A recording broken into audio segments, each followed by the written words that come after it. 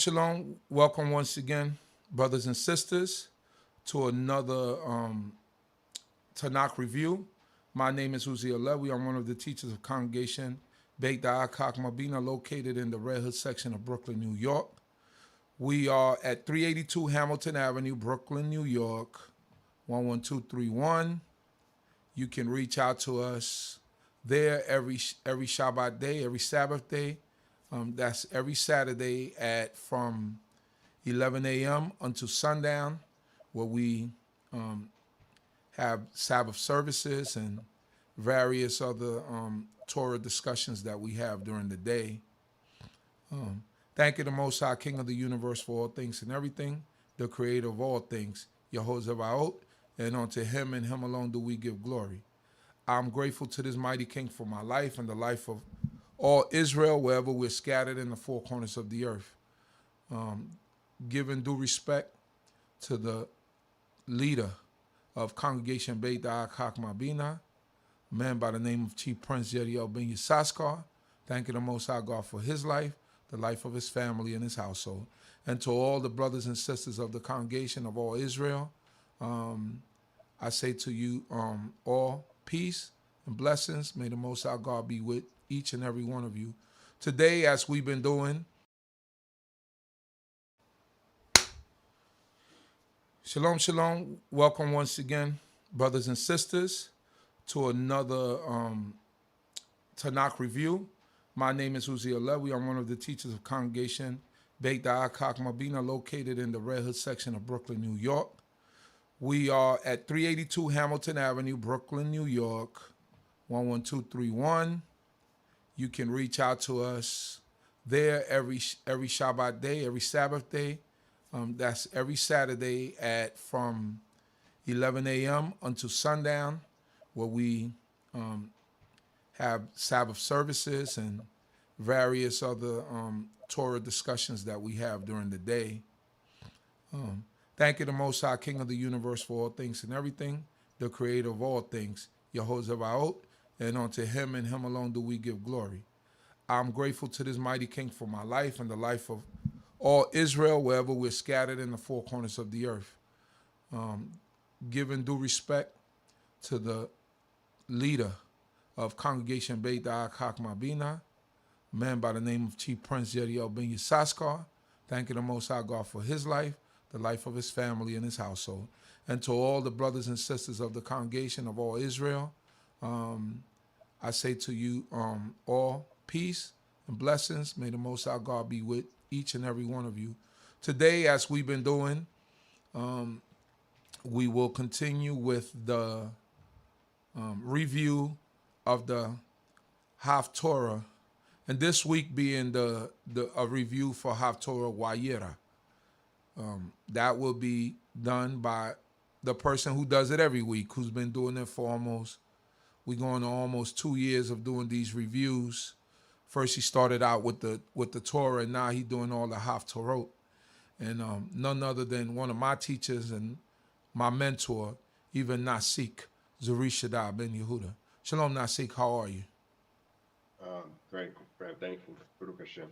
I'd like to, first of all, give praises to the Supreme Eternal Universe, God of my forefathers, God of Abraham, God of Isaac, God of Jacob, and due respect to the platform on the D.C.B platform, spiritual leader, Chief Prince Yisrael, and to the host, Chief Uziel, to the Princess Chief, the rabbis that's out there, the Kohanim, the Marine brothers and sisters, and visitors to the site. I greet you in the time of forefathers.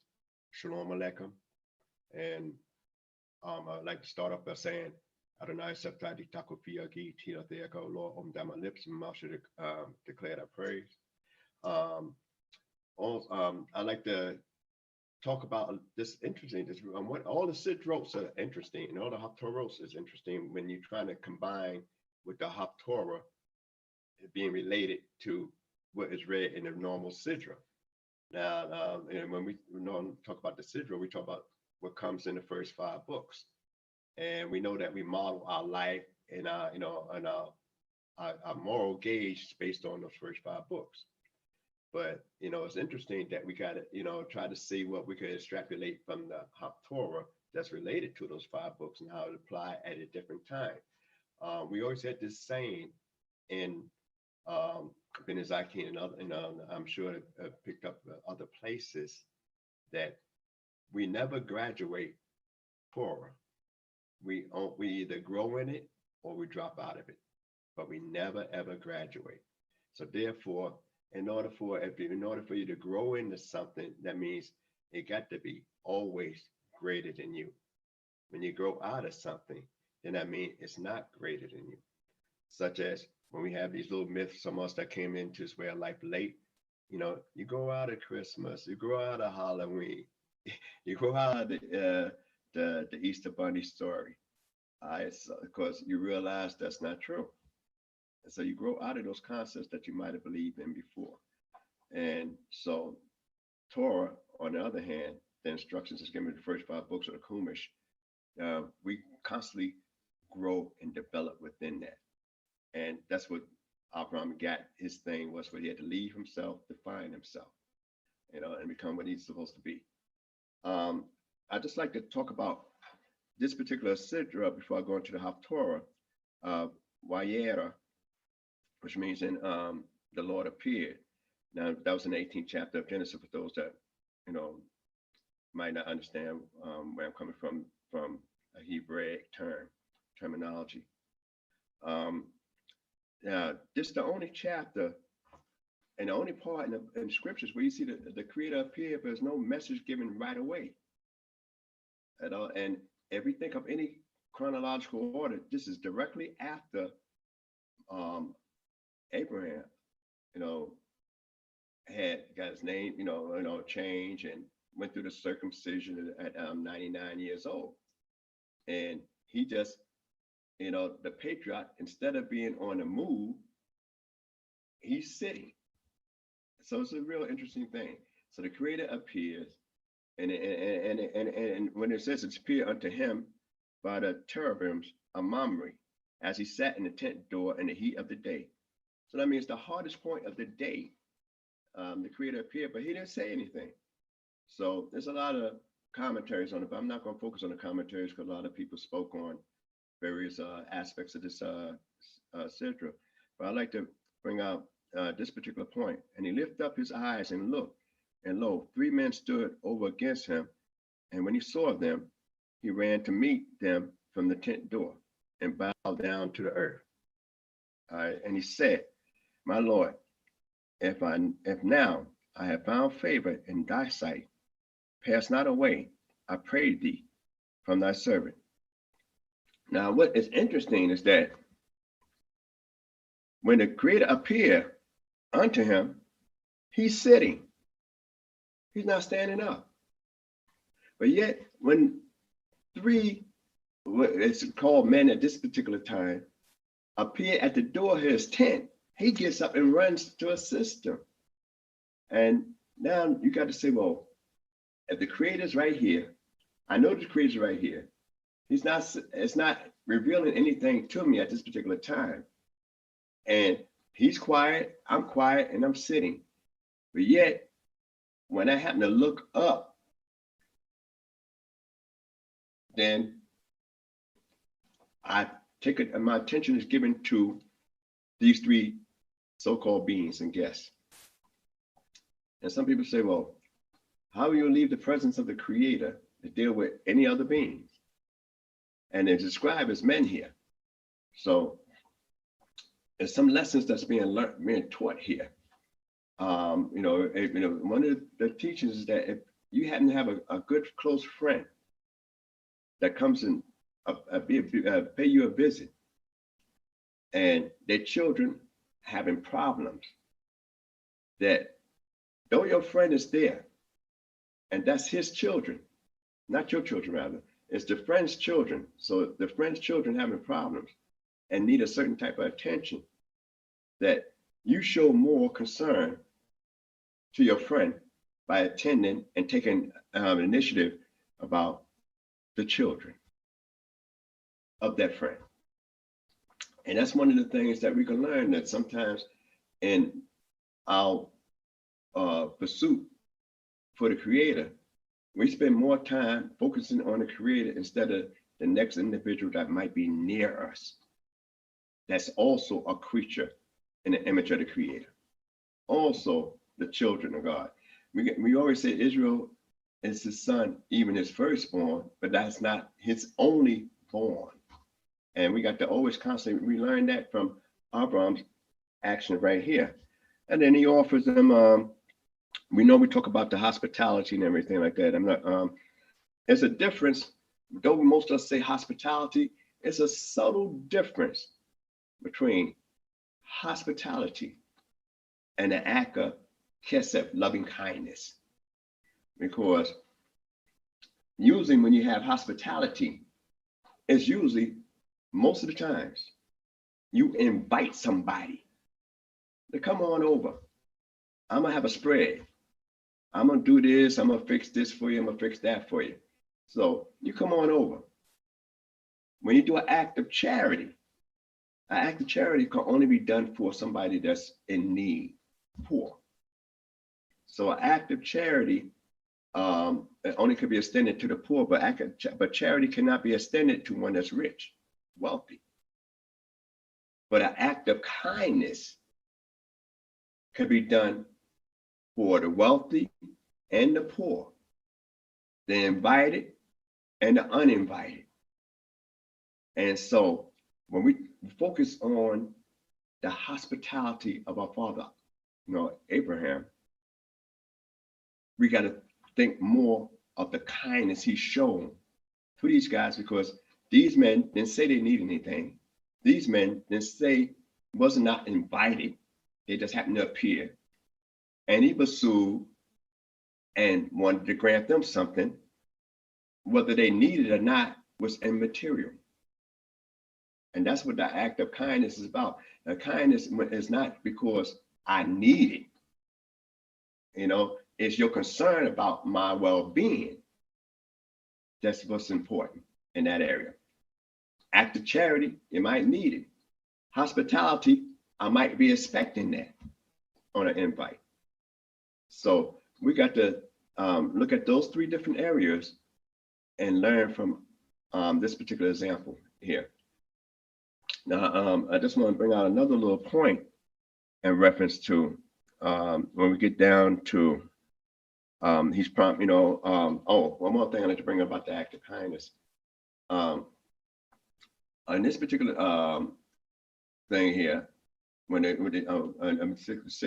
portion that they come to tell Abraham about he gonna have a son, and he's gonna have a son to his wife Sarah. And one of the things also that Sarah was a good host, because he told his wife to hurry. So Abraham is a Russian.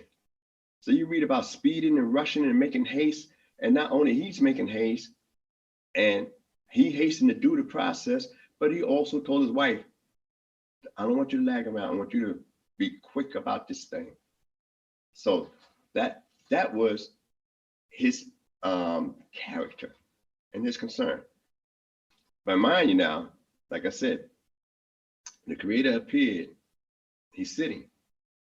But when the guests arrive, well, and we call them guests for lack of a term, when the men appear at the door, the attendant at the door, he gets up and then goes and try to see what he can do to make their presence a lot more comfortable.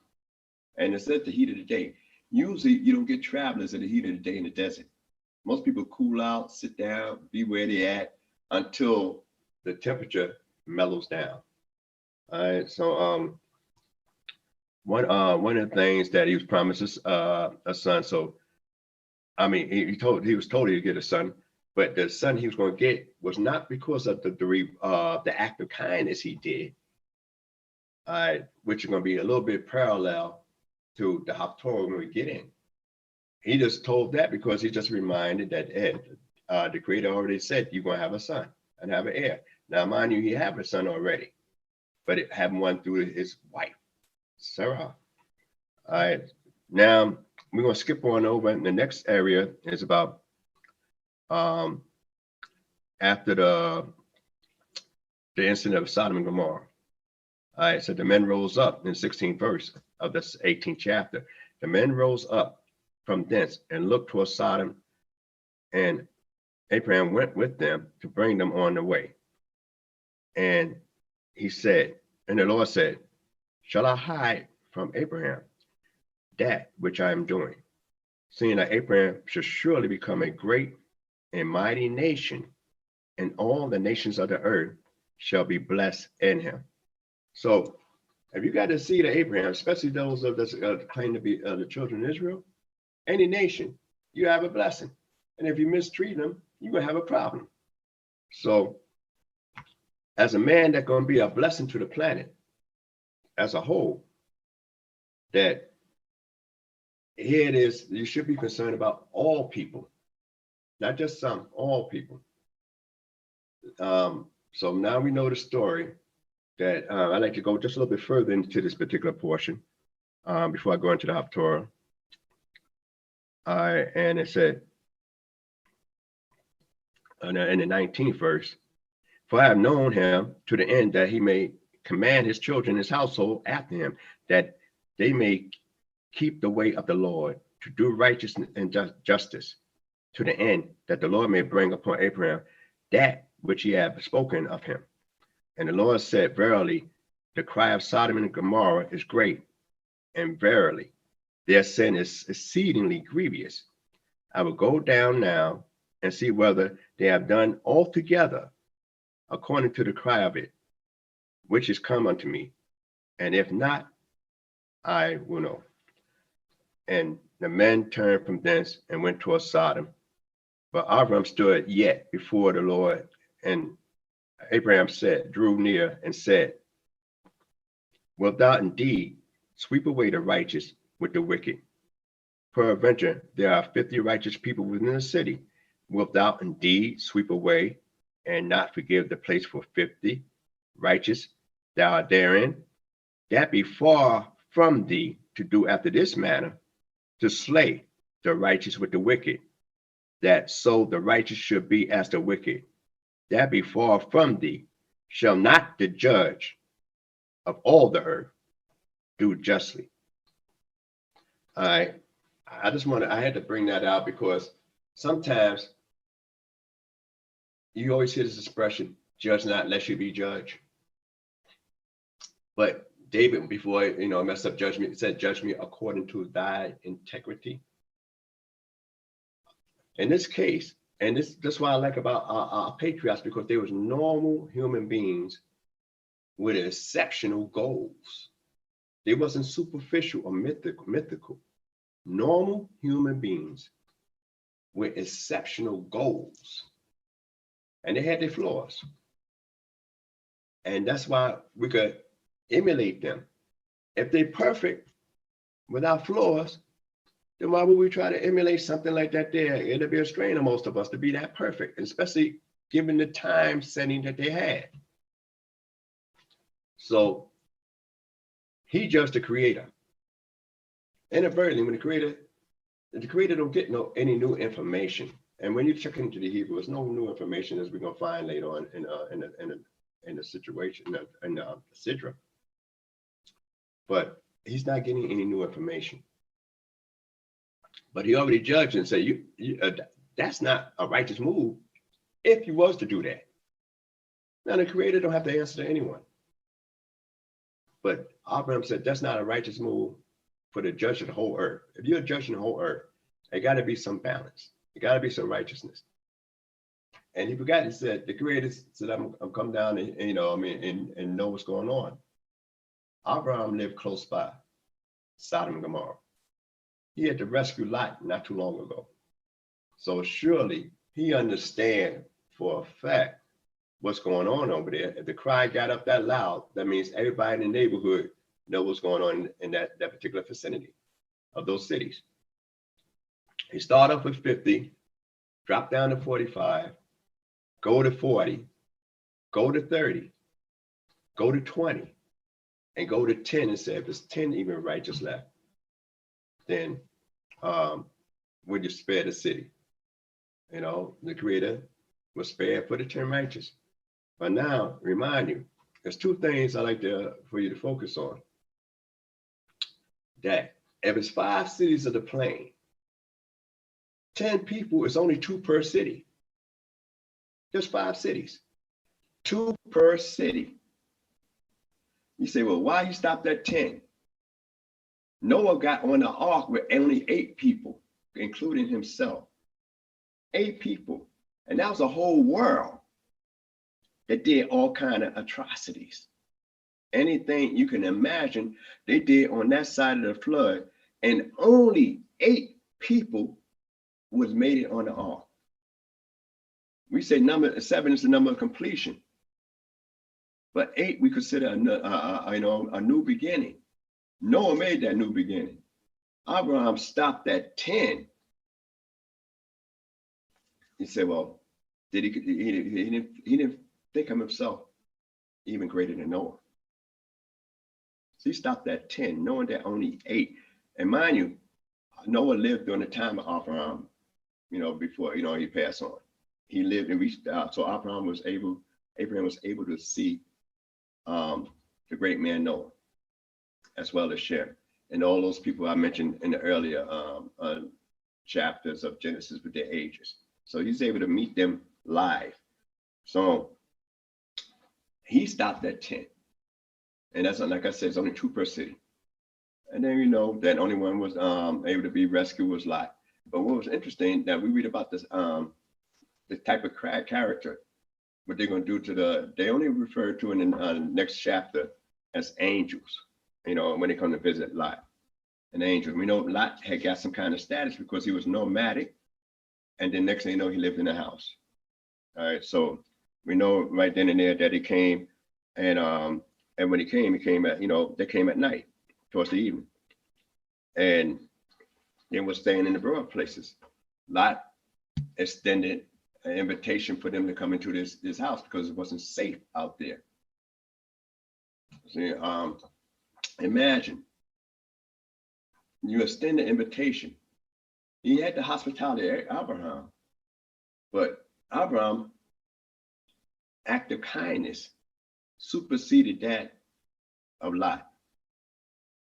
One, those beings was not in any danger. They didn't need anything. Abraham went and suggested this to them and gave them more than what he offered. He gave them more than what he offered. Lot, on the other hand, recognized y'all in danger out here. So therefore, I'm looking out for you and your interests because of my concern about your bodily harm. And then I'll bring you out, bring you in my house, and next thing you know, he had him some drink and some masa. The first time we read the term masa is in there. But we know the story that Lot couldn't convince anybody. We know about in reference to, I went a little bit fast too. Because I like to address this issue, even though I went a little bit fast in it. I'd like to bring out when he fed the so-called angels, Abraham, and talk about he gave him, curd, milk and curd, and then basa. And I'd like to bring that out because some people, that follow more of a rabbinic tradition, don't eat meat and dairy together. And they read it 3 times in the Torah where it says, don't see the kid in his mother's milk, and they extrapolate from that 3 different principles, which I figure I'll talk about just briefly.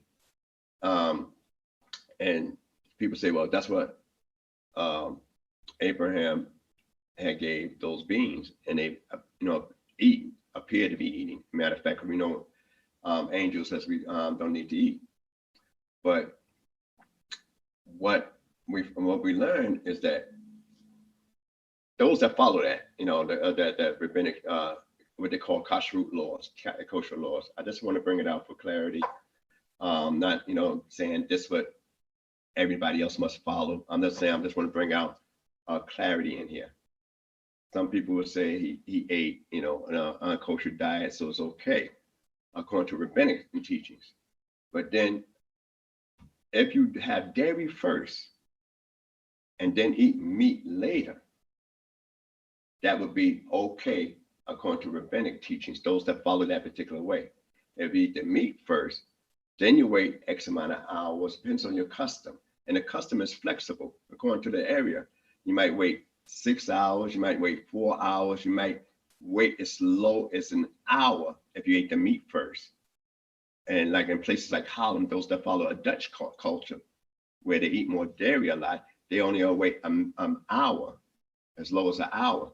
But then those that follow, say, Beta Yisrael, the Israelites of Ethiopia, they wait as long as 18 hours, after they ate meat before they have any kind of dairy.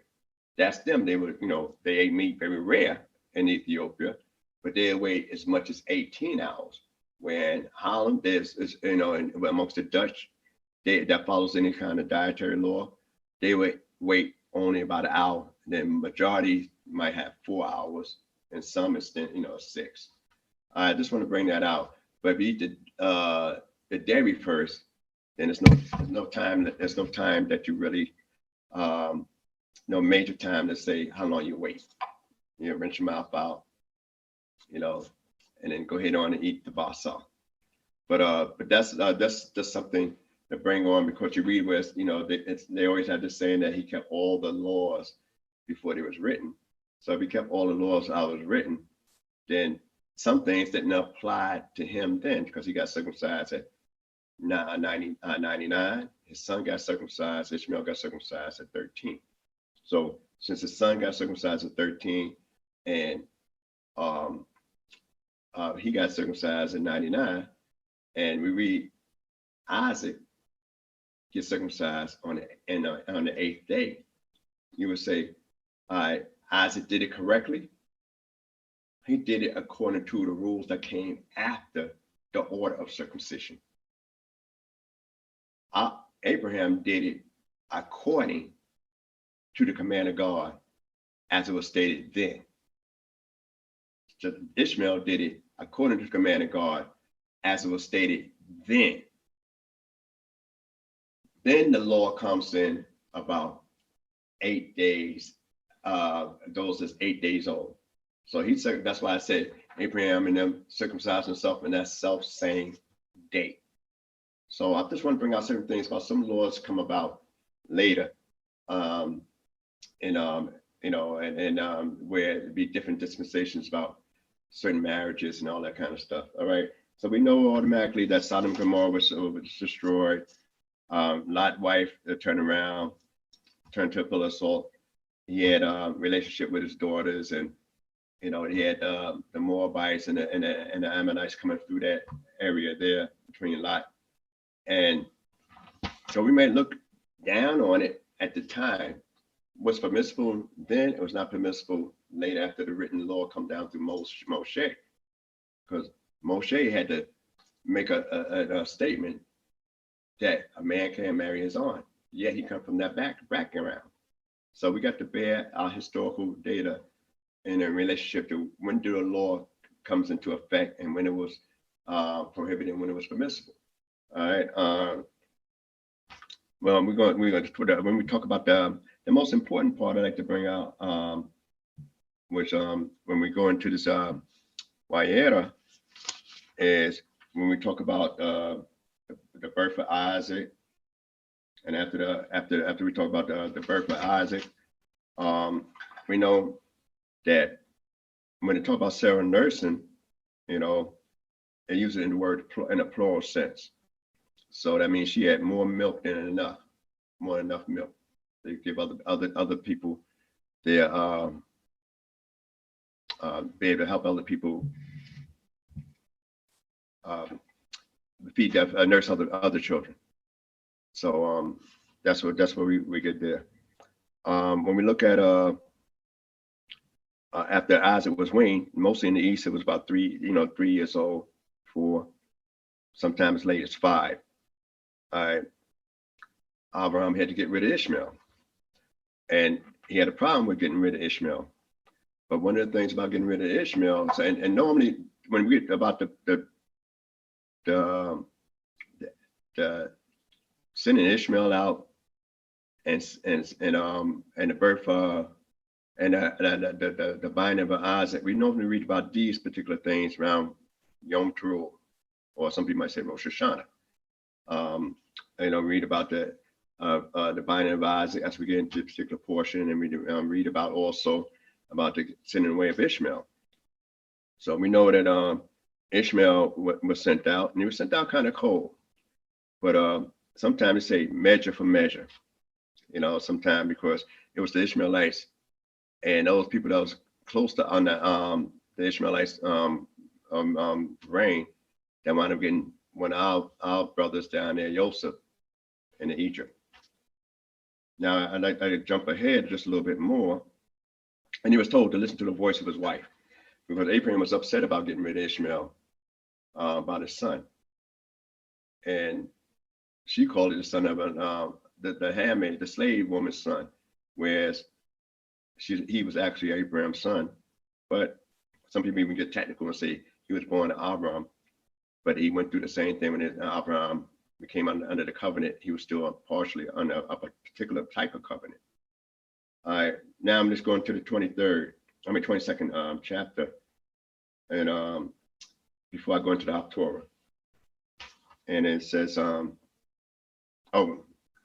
we know also that before Isaac was born, that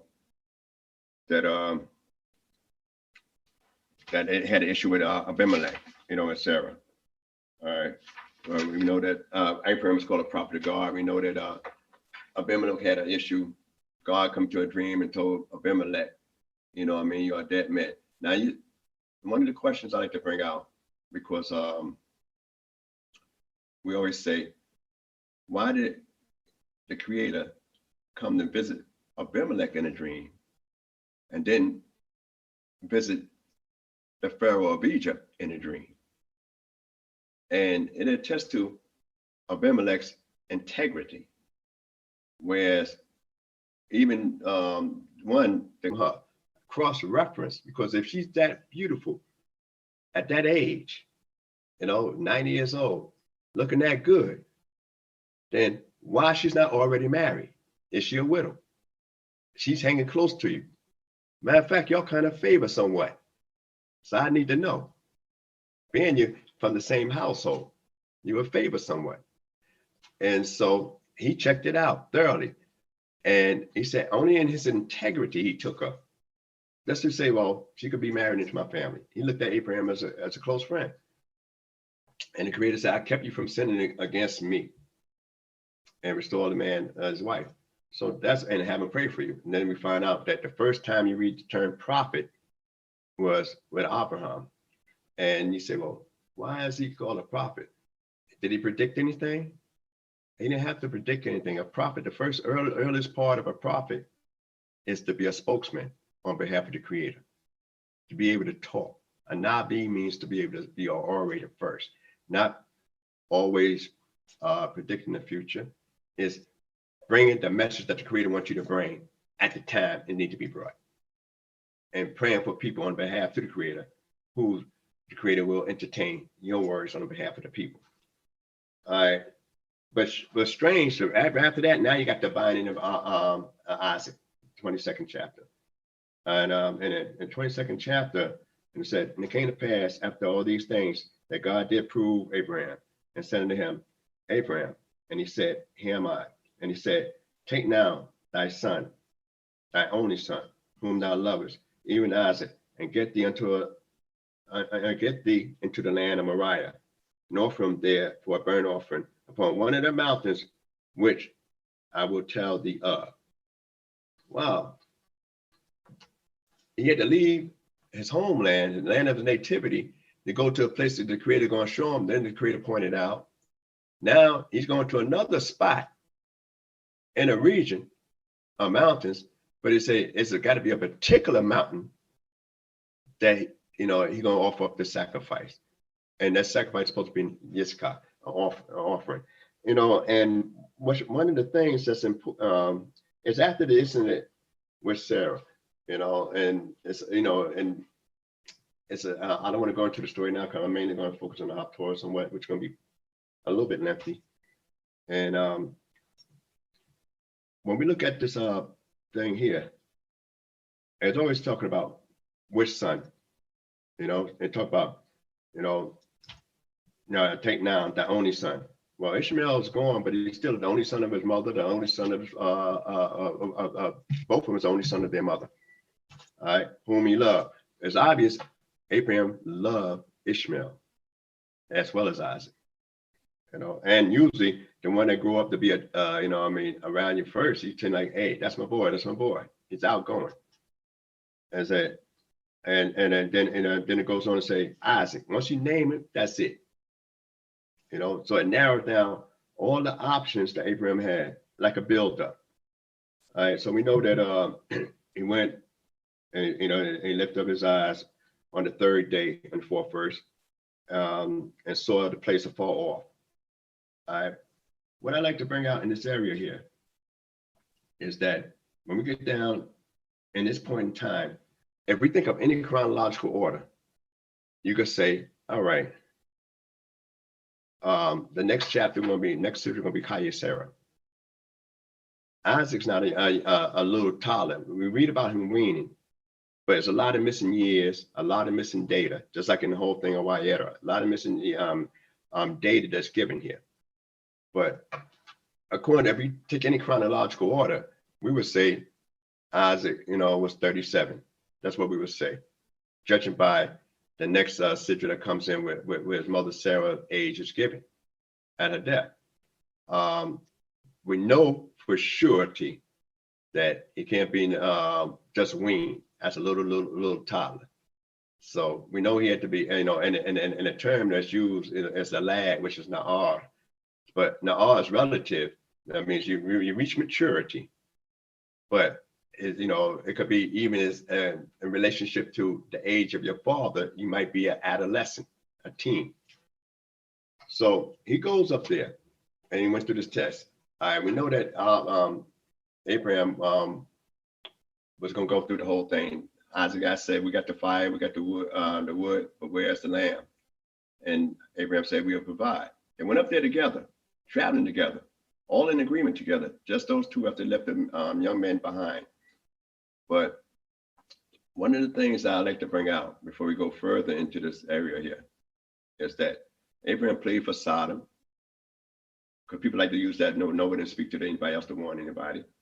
He pleaded for Sodom. He even was concerned about Lot and went to rescue Lot.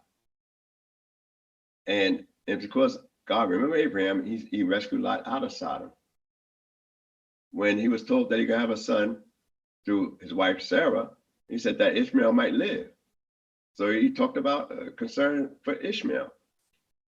But when it came down to Isaac, he got up early in the morning. Mom was the word. Full-fledged to do something for the service of the Creator. Now, I brought out the beginning of Wayera and brought out for a reason. When the Creator appeared, he was sitting down. But when the men appeared, he stood up and started, doing a whole lot of stuff for him. So all that I want you to bear in mind, and discuss it amongst your various congregations, different ethics and moral issues involved as well, because that's what we're supposed to learn from Torah, certain moral issues. And when he went up there together, he talking about he binding Isaac on the altar, and that's what they say the Akedah, that's where the word Akedah comes from, and that's what we read on Yom Teruah, the binding of Isaac. When we look at it, that's the angel of the Lord cried out, from heaven. Now, how fast can an angel travel? That's the first thing. How fast can he travel? But he cried out from heaven and said, Abraham, Abraham. He said, touch not the lad, don't harm him. Well, while both of those things are stated, those are used for discussion. I'm not going to go into it now because that's not what I'm going to do today. But why talk about don't touch the lad, don't harm him? Well, if you don't touch him, how can you harm him? And if you harm him, how can you not touch him? So, and there was a ram in the thicket. And then you noticed after that, you didn't read where they came back down together.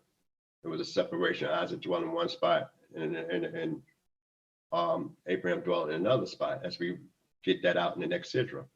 But one of the interesting things when you look at that is that from that experience there, you don't read where the Creator ever communicated with Abraham again in Scripture. And an angel, and say, was the test real? Who had the most faith? Was it Isaac, who going to allow himself to be bound up and get his throat cut? And was it Abraham? And then when you ask those questions, I'm bringing those questions out. The test was never for Isaac. The test was for Abraham. So now you say, well, Isaac laying there and getting ready to get his throat cut, he had to have a lot of faith. Abraham, following the will of God, it was his test and not Isaac's test. So the Creator told you how much he cared about this individual child.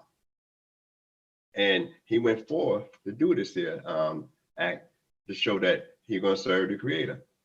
And what's more important is that Abraham himself, and if Abraham, the test couldn't be where Abraham, I know we always, use certain words and verbiage that's mentioned in scriptures to say that he almost mentally prophesies that he's going to return back with the son.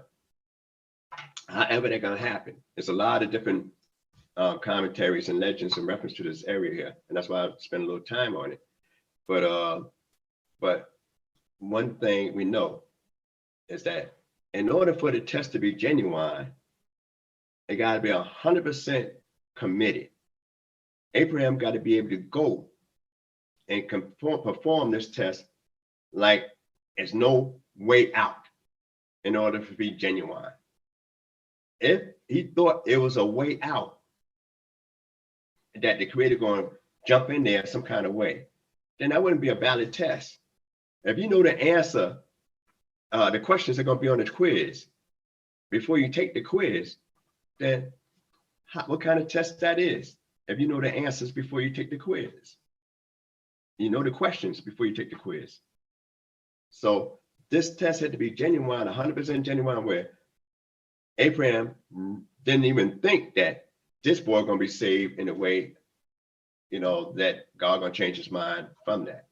That's how committed he had to be in order for this test to be real.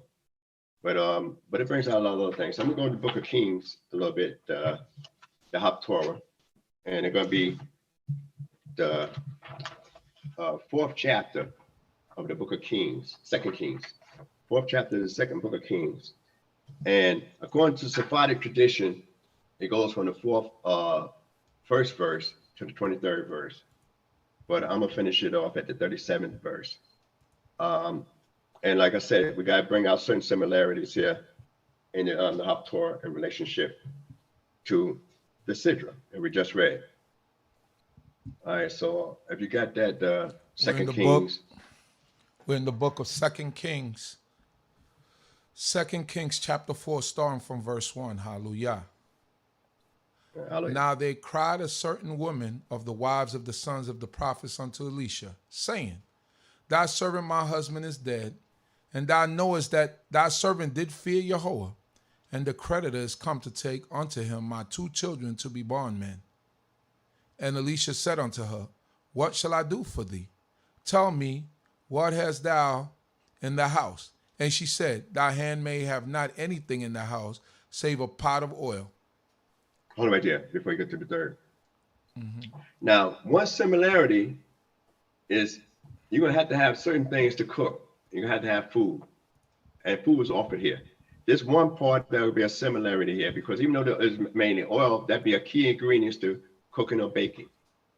So, it's, and it's about one, here's a person that's in distress.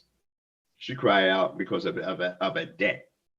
All right, Elisha gonna follow pretty much a lot of patterns of his mentor, Elijah the prophet. All right, but we're gonna just go ahead just a little bit further. 3rd verse. Verse 3 reads, Then he said, Go borrow thee vessels abroad of all thy neighbors, even empty vessels, borrow not a few. And thou shalt go in and shut the door upon thee and upon thy sons, and pour out into all those vessels, and thou shalt set aside that which is full. So she went from him and shut the door upon her and upon her sons. They brought the vessels to her, and she poured out. And I heard right there. Now this is I heard right there from forget to 6. Shutting the door, we got a sense of that from when Lot had them guys come in off the street, you know, and he had to shut the door behind them, going and coming, because these guys was malicious. All right, so you're gonna find, and I could go to a lot more in reference to that, but I'm not gonna do it now. But it's a lot of similarities and a lot of allegories in reference to it. Allegory being a story within the story. But we're gonna pick it up in the 6th verse. Verse 6, it reads, And it came to pass when the vessels were full that she said unto her son, Bring me yet a vessel. And he said unto her, There is not a vessel more, and the oil stayed. Then she came and told the man of God, and he said, Go and sell the oil, and pay thy debt, and live thou and thy sons of the rest. All right, what's important here is, first of all, is that how cruel people gonna be. Because her husband died. Some commentaries say that might have been Obadiah, who during the time of Elijah had 100 prophets, 50 and 50, and fed them. And at that time, we know things was tight and lean. Prices of bread was up high, and he had passed on, and he never paid off the debt. That's what they say. I don't, I'm just a commentary. I'm just sharing with you. But you can't even hold a person garnished in pledge overnight, according to Exodus around 22nd chapter. And somebody, you can't even take the upper or lower millstone of an individual as a pledge. So this is to show you that how hard times was and how cruel some people can be. But you notice that this miracle that was done for her, that this vessel kept overflowing, pouring, where you could fill up all these jars that she bought from the neighbors, and said, sell it, pay the debt first. See, some people make money and don't handle their debt. They live off and squander. I give you one that hit home, the stimulus check. A lot of people got those stimulus checks and then they didn't pay their light bill, their gas bill. They're seeing all that money there, and then because a lot of, especially down in the Florida area, a lot of people gave, utilities gave people an extension, said we're gonna cut off anything for a couple of months while the pandemic was at its major height. So some people had 2 and 3 months of electrical bills down here in the South, and they got the stimulus checks, and they partying with the stimulus checks instead of paying their bills and living off the rest.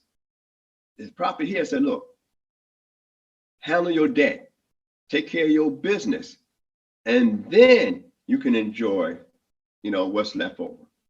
All right. Now, that, what the prophet did here was an act of charity. All right, act of charity. All right, now we're going to the 8th verse. Verse 8, it reads, verse 8 reads, And it fell on a day that Elisha passed to Shunem, where was a great woman, and she constrained them to eat bread. And so it was that as oft as he passed by, he turned in thither to eat the bread.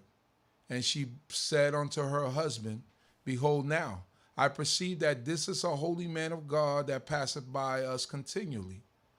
Let us make, I pray thee, a little chamber on the roof, and let us set for him there a bed, and a table, and a stool, and a candlestick.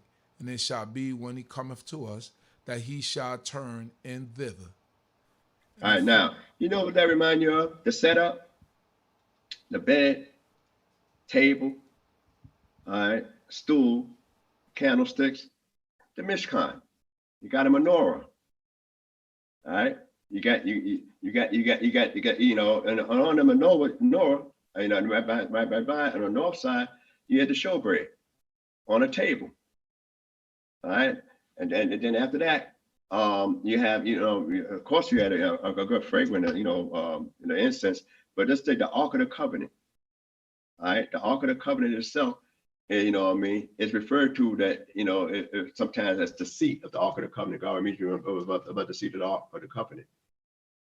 So this reminds you of the Mishkan, so to speak, when you look at these particular elements. So the way the Mishkan was set up is almost like an invite, an invitation, a house, a hospitality. And those showbreads was there every week. So it was something to eat, a good fragrance, a good ambiance, and a good lighting decor. And the host is in another room, separate from you. So when we think of that, but also, I like to bring out another part. Right? You know, those that watch the movie Life with Eddie Murphy and Martin Lawrence, and they talk about when you die, man, you be the first one to say the upper room, upper room. Well, we have about an upper room before this one. And Elijah had an upper room. So the upper room, so we get a lot of repeats. And that's other area they call New Testament, that things was done already. But we're going to go straight through with this here particular Sidra and read what she had. It's 11th verse. Verse 11 reads, "And it fell on a day that he came thither, and he turned into the upper chamber and lay there. And he said to Gehazi his servant, Call this Shunammite. And when he had called her, she stood before him. And he said unto him, and he said unto him, Say now unto her, Behold, thou hast been careful for us with all this care. What is to be done for thee? Wouldest thou be spoken for the king, to the king, or to the captain of the host? And she answered, I dwell among mine own people. And he said, What then is to be done for her? And Gehazi answered, Verily, she have no son, and her husband is old. And he said, Call her. And when he had called her, she stood in the door. And he said, At this season, when the time cometh around, thou shalt embrace a son. And she said, Nay, my lord, thou man of God, do not lie unto thy handmaid. And the woman conceived and bore a son at that season, when the time came round, as Elisha had said unto her." Stop right there this morning. All right, we're going to the 18th. All right. First of all, she stood at the door. Mind you, Sarah at the door when he heard, you know, when she had overheard the men speaking. All right. But also, when we learn here, you know, it's talking about a season, you know, passing by. It's going to take some time. It's going to be an overnight thing. But the men that told Sarah about the, you know, and Abraham about the child and the son that his wife going to have, it wasn't as payment for what Abraham did. In this case, Elisha doing this as a reward for what she did, which is a big difference. So when we compare the Haftarah and Abraham's situation with the guests that came to him, as opposed to Elisha himself being, you know, invited in, and he's repaying her with a reward for what she's doing, where this is already was just granted, not because of Abraham having a nice spread out for these guys there. So that's why I made a difference between hospitality, charity, and acts of kindness. All right, so we can pick it up from the 18th verse. Verse 18. Oh, one more thing I bring up. I forgot. Sorry. And you know, she's when he called her, she didn't go into the room where he's at. She stood out. So there's a certain type of modesty even there, that if this is your room, this is a man's room. You got another man in the room, in that room. All right, him and his servant. So if you go in that particular room and you're a married woman, you know, you got to be above reproach. Even though you recognize him as a man of God, there's a certain type of decorum you got to exercise.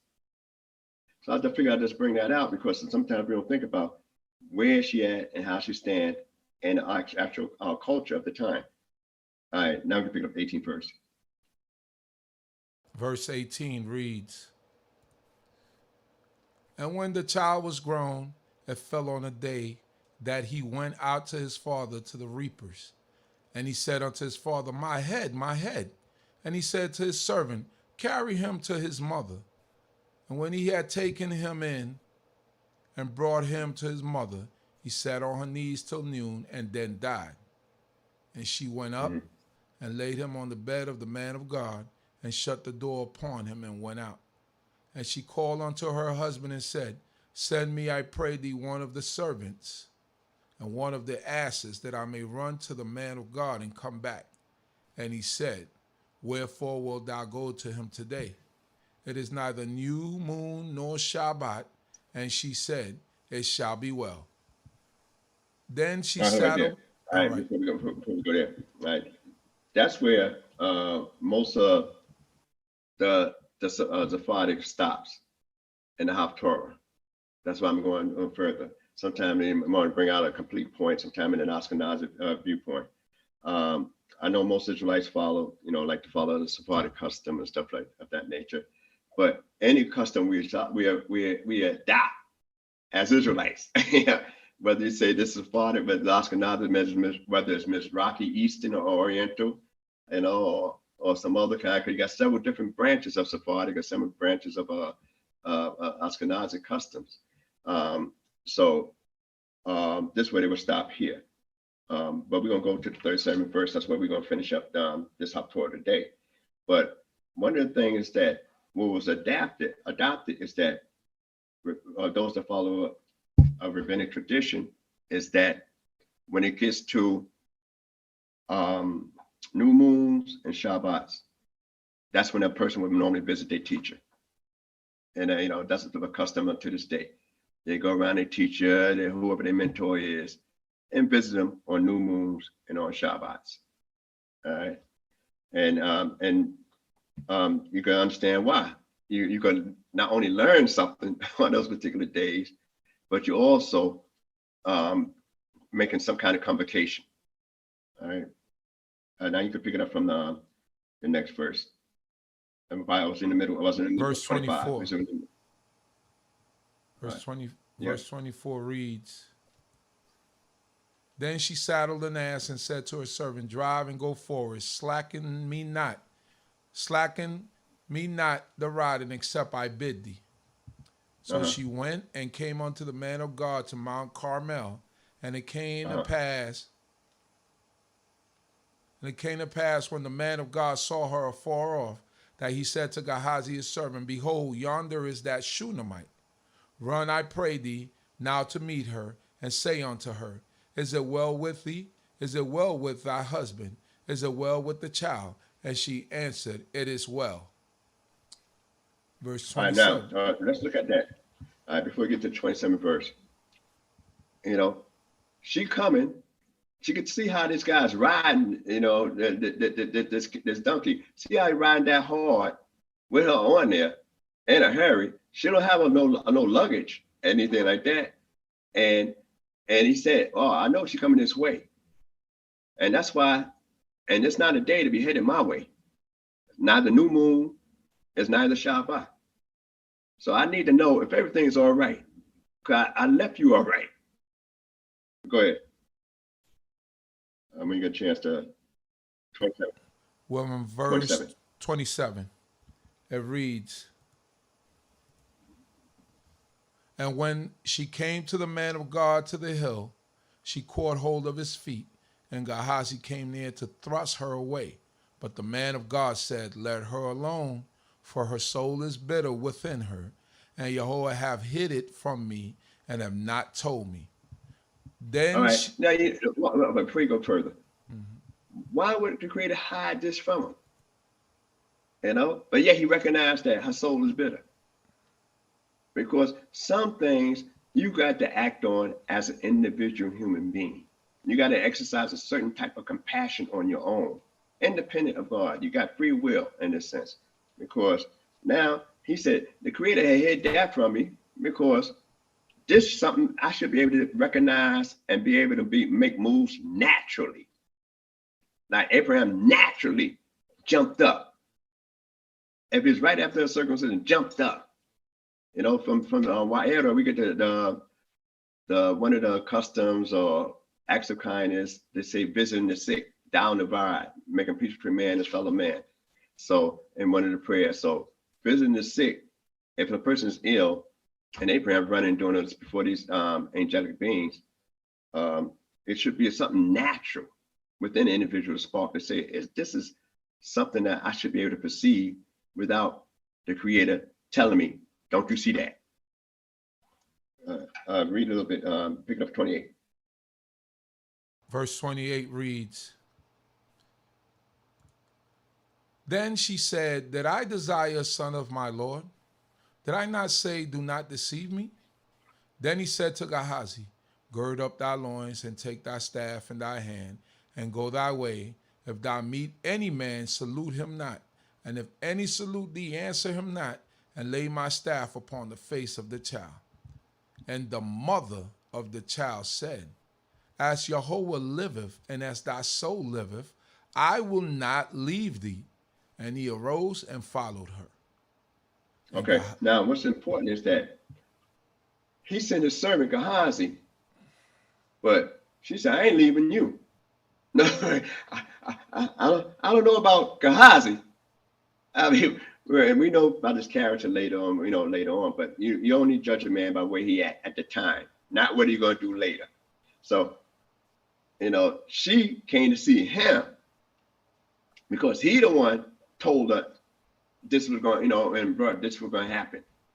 So you sending somebody else, you sending a runner. It's almost like some of the prayers that we used to have a problem with in BINAH came when people say, let Michael be on one hand, Gabriel on one other side, and Raphael on the other side, and Uriah on one side, and then divine presence above them. They got a particular order that they said in. But Moses didn't want the angel to lead us through the wilderness after we sinned. He wanted God to be with us. So she, not that she worshiping the man, said, you the one that offered me this here. I didn't ask you for this. And now it's a problem. Now, we're going to finish this up a little bit to the 37th. I want to make a comparison verbally without going back to the scripture. Okay? So verse 31, and Gehazi passed on before them and laid the staff upon the face of the child, but there was neither voice nor hearing. Wherefore he returned to meet him and told him, saying, the child is not awake. And when Elisha was come into the house, behold, the child was dead and laid upon his bed. And he went in therefore and shut the door upon them twain and prayed unto Jehovah. And he went up. Before we get any further, right? Certain miracles ain't going to be witnessed by everybody. All right, second time you talk about a door shut. You read about in the Haftarah, in regular Sidra, you read about lots shutting the door for certain things going down. But whereas they was the outside people was blind, and inside. But in this case, you read where Elisha himself may say this is gonna be a private thing that I'm gonna deal with. But what's interesting here that I like to bring out is that Gehazi got there first. She wouldn't leave, so Elisha said, look here, I'm coming with you. So Elisha is outside waiting for results from Gehazi. And you notice Gehazi didn't say the child was dead because that's not his call. He don't know whether he's dead or not. That's not his call. He just said the child ain't awake. Now, if she recognized the child was dead, why Gehazi didn't say he was dead? So we got to look at the situation. He didn't want to make that call that it's done deal. We done made this trip for nothing. It's a done deal. But yet, mind you, this ain't the first time somebody is brought back. But Gehazi himself went as an emissary before his master, where Elijah dealt his thing firsthand. Let's read a little bit further. It reads, all right, we pick it up. All right, verse 34. All right. And he went up and lay upon the child and put his mouth upon his mouth and his eyes upon his eyes and his hands upon his hands. And he stretched himself upon him, and the flesh of the child waxed warm. Keep going. Then he returned and walked in the house once to and fro, and went up and stretched himself upon him, and the child sneezed 7 times, and the child opened his eyes. And he called Gehazi and said, Call this Shunammite. So he called her, and when she was come in unto him, she said, Take up thy son. He said, Take up thy son. Then she went in and fell at his feet and bowed down to the ground, and she took up her son and went out. Okay, amen. All right. Now, one of the things I like to bring out in reference to this here is that, first of all, this child sneezed 7 times. But that's why a lot of times we always have the saying that if you sneeze, say God bless you. They adopted from this particular area here, because usually when you sneeze, I'm not sure now. They say when you sneeze, your heart actually stops for a moment or something. I don't know, myself, per se. But what is interesting here is that this ain't the first time somebody was brought back to life. His mentor did the same thing, but they said the child didn't have any breath, and when they didn't have no breath for a while, and Elijah had to pray, and he was in the room by himself in the upper room, the first upper room, which Elijah did. When you go back in the book of First Kings, around the 17th chapter, starting from the 7th, going on to the 24th verse, for those that might want to read it and make comparison. But his mentor brought, so there's a lot of miracles that was done back there from the prophets that we read about, and people hear about in the New Testament like it's a marvel or new thing. And that when you look at it, is that he brought the child back, and the day we always say CPR and all that kind of stuff, mouth to mouth. But when a guy in that position, eyes over eyes, mouth over mouth, nose over nose, and he's a young kid. And these days in time, we got the LBJ or LBs, whatever this community got, because we just, people look at you kind of strange if you had that kind of power. And they say, well, there you go. And wasn't nothing wrong with, pedophiles back then, because he in that room, no telling what else he did, So this is the warped mind in the society that we might have today. But when we look at what Elisha did and what his mentor did, he emulated a lot of things that his mentor had did in scriptures, just subtle differences here and there. So, and just like the correlation is that Isaac was slated for death as far as his father's mind was concerned. As far as the mother was, this child is dead. Now, bringing the prophet back, I don't know what she expect from him, but then could she remember what just a moment ago his mentor did? And knowing that he was able to do some stuff, why can't you do some stuff? You got a double portion of his power. That's why she would go there, because your mentor was able to do certain things. And you've been doing some miraculous stuff from what we heard, because people started talking. So why can't you do something? That's why I'm coming over you today. We don't need a special day to do this. This happened today. It's not to be postponed. So I hope you got something out of what I said. And I know I've been a little choppy and rushed through it a little bit. But any mistakes been my own, and any questions about what I said, just leave it in the comments, and I'll try to address any questions the best I can. If I can address it, I'd say, well, I ain't got the answer for that one. We both got to do some research. But any mistakes been my own, and support the D.C.B. platform.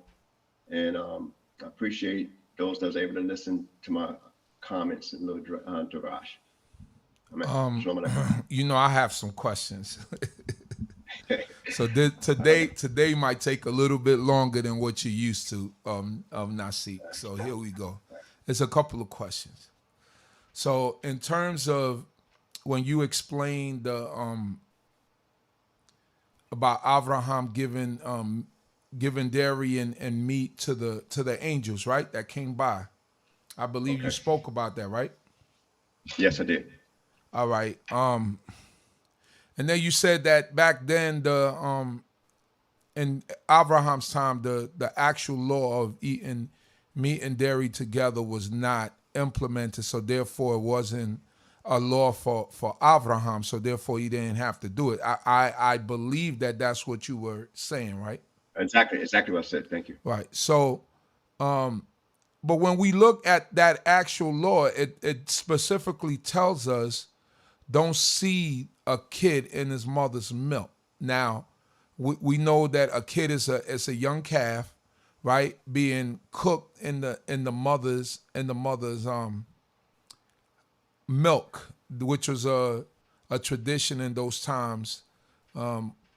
Understanding that there was probably like a scarcity of water, so they got into cooking. They got into cooking meat with milk.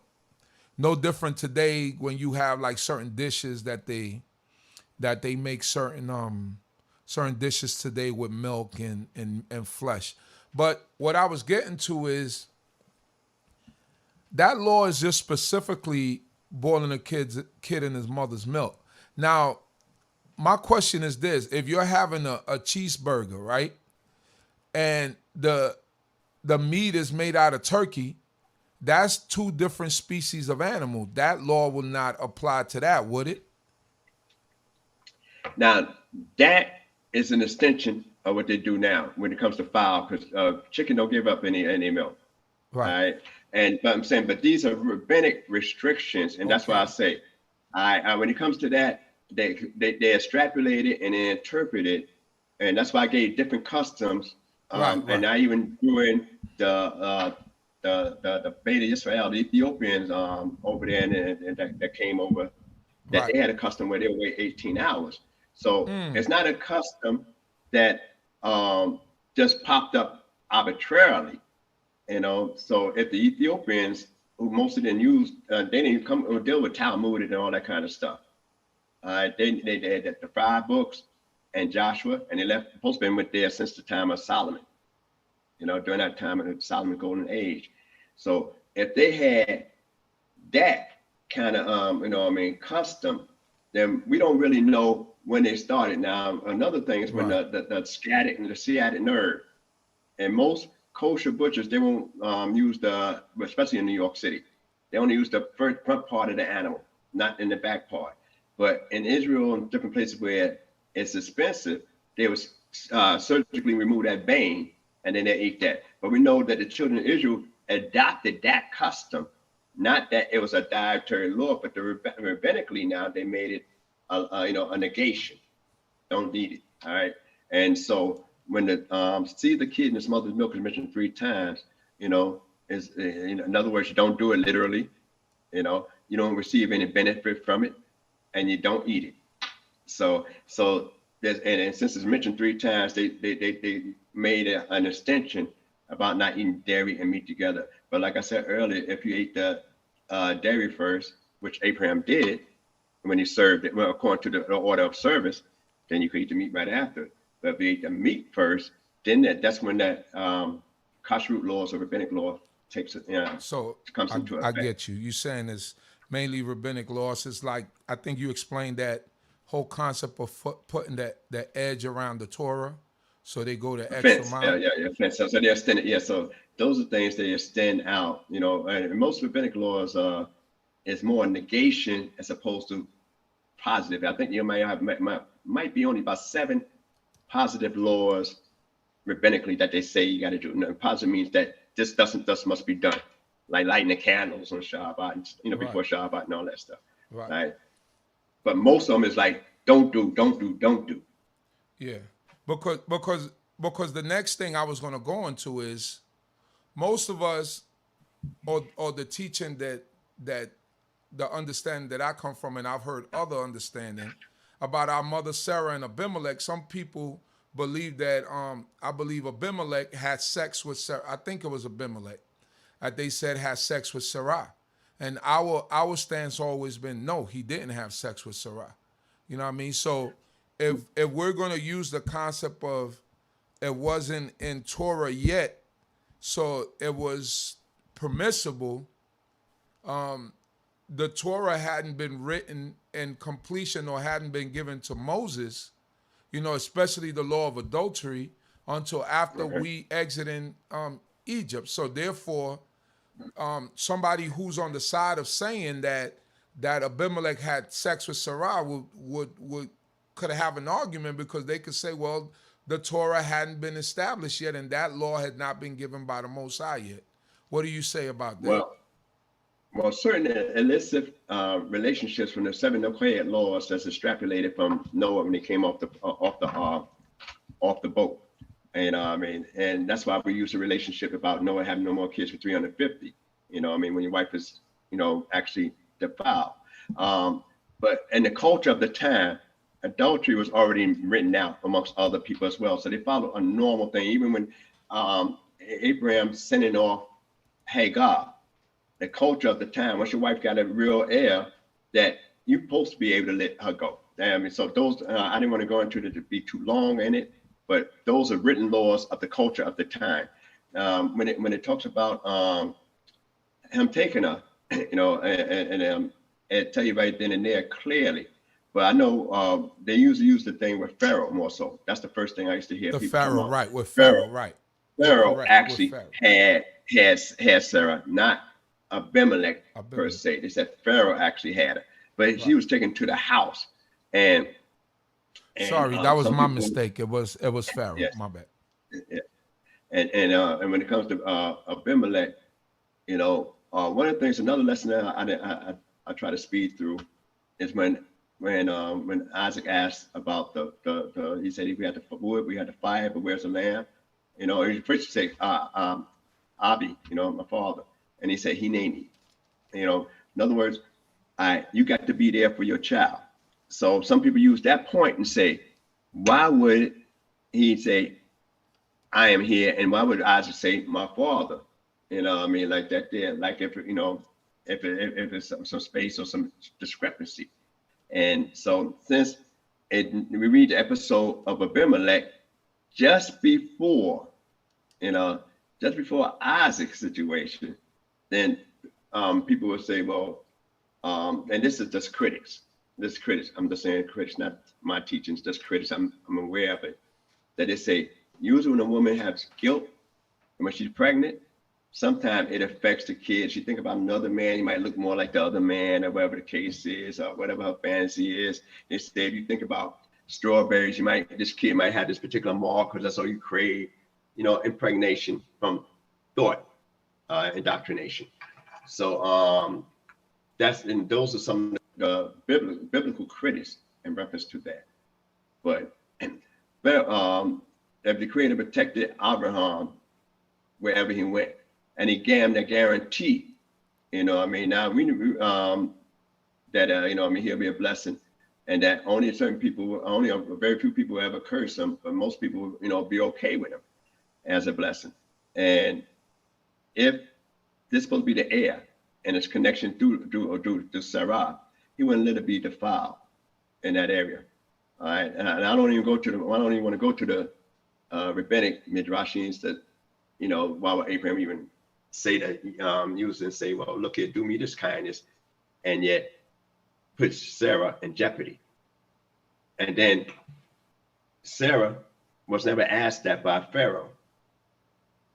Abraham, he never read what Pharaoh even asked at all. But with Abimelech, which I brought out, that he did his investigation, and they both confirmed it. So you say, well, wow, why would she confirm a situation like that? Unless she got a certain type of faith, or could it be an issue? Because it's only after that, and I'm just saying biblical critics. I'm just being biblical critics, but I'm just bringing out some things to think about and consider. That she told Abimelech, yeah, that's my brother. But this is before Isaac is born. So that brings out another issue. Right. You and Abraham are having issues, having discrepancy. So those would be a biblical critic attack on scripture. And they would take it from the way the order is set there. So I figure I usually try to avoid going into those areas like that in discussion on programs like this, a platform like that. That's normally not my, agenda, just to highlight certain points.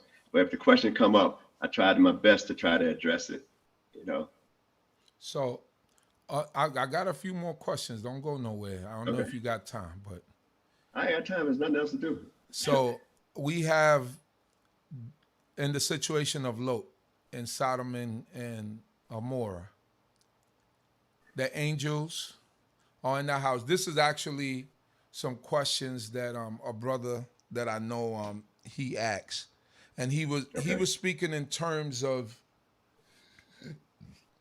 I think he misspoke, and I'm going to speak to him about that. But he spoke about there are no laws in Bereshit. There are laws in Bereshit, right?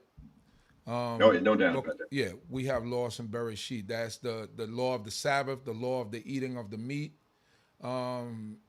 So we have several laws in Bereshit. Well, the law. I just wanted to correct one thing. All right. The Shabbat is known in Right. Bereshit, In but Bereshit. it didn't became a law. It didn't haven't became a law in Bereshit. Right. Now, certain dietary, you got dietary law that was in Bereshit, clear. That's clear. Right. All right. Court Clean and case, unclean animals. They knew about court. clean Yeah. and unclean animals. Right. But the only rule was don't eat blood. Right. Don't eat blood. But that's a law. All right. Don't eat blood. Right, exactly. All right. Right. So you got laws in Genesis, you had laws that a rule that Adam had, you had a rule about you got to set up a court system because you can't kill it and you can't murder no one. Right. So if you can't murder no one, you got to have a court system. Right. Yeah. And that's in Genesis right after the flood. So I'm saying when people say there's no no laws already in there then why would the Creator make a statement, even in this particular portion, that that God would, we got the law of circumcision, we just read. Right, the law of circumcision, absolutely. Right. So we got, so I really don't want to understand why would the guy say that. I think he's a new brother. It's not. I think he just misspoke. I don't think it was something that he was But his points was in terms of certain things that were happening. Like he used the point of, and I'm going to put the question to you. He was speaking in terms of Lot and his daughters, right? Okay. It said that Lot went out and spoke to his sons-in-laws to tell them basically what was going on. So he said, but the first thing that Lot did was he offered up his daughters, right? Why would Lot offer up his daughters if they were married and they had sons-in-laws? So, and some, I know some schools of thought, they say that he had other daughters, right? And that these daughters that were in the house were virgin daughters. Obviously, they didn't have husbands. But he would go speak to the sons-in-laws because they were the heads of the house. In other words, come on board, save my daughters. My daughters can't go anywhere unless y'all go somewhere, right? But the brother was kind of looking at it as in concrete that it was just these were the daughters of Lot, and those were the sons-in-laws, and those were the husbands of these daughters that were in the house. What is your view on that? Well, let me go back to the 19th chapter, the way it was in Genesis, because I think he had sons as well. Right. Yeah. All right. Let me say, hast thou any from the 12th verse in the 19th chapter, and it said, and the man said unto Lot, hast thou here any besides son-in-law and thy sons? That's in the 12th verse, and thy daughters, and whomsoever thou hast in the city. All right. So the sons is already given. He had sons there as well, according to this verse. He says, hast thou any besides? That means you might have other people you're interested in. Right. And he mentioned the ones that you should be first concerned about. Right. All right. So that pretty much answer that, in that verse 12. Right. Okay. Thank you. So, yeah, those are some of the questions. I know sometimes people have questions in terms of things that they read and the understanding. That's why I always stress to people it's important to have a teacher, a well-versed teacher in all aspects of different arguments and debate, because you're going to get a clearer understanding of what is it that you that you're reading. Because sometimes you read something and it's to you it might be obscure. It's like we just read about the woman. It didn't seem like she bothered Elisha whatsoever. Like when he came in town, he knew he had a place to stay. And Gehazi, like you see Gehazi's action was like, don't touch the prophet. And he was so compassionate. Elisha was so compassionate that he's like, no, this is different, because she's out of character.